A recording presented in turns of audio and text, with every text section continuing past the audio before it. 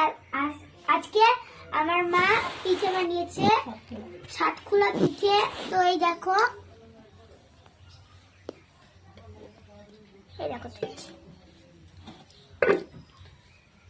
এই দেখো খুবই সুন্দরভাবে হয়েছে।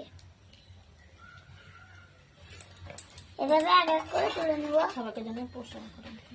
শুভ সংক্রান্তি। হাই ফ্রেন্ডস, এদিকে দেখো। তো সবাইকে জানাই পৌষ সংক্রান্তির অনেক অনেক শুভেচ্ছা ও ভালোবাসা। তো হচ্ছে আমি সাতখোলা আজকে বানাচ্ছি।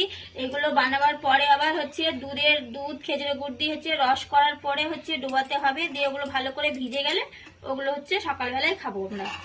তো সবাই ভালো থাকবে, সুস্থ থাকবে। আর এগুলো হচ্ছে গুড় দিয়ে হচ্ছে ঝরা খেজুরের গুড় দিয়ে হচ্ছে এগুলো এমনি খেতেও ভীষণ ভালো লাগে। তো তোমরা কে কে খেতে ভালোবাসো প্লিজ একটা কমেন্ট করে জানিও।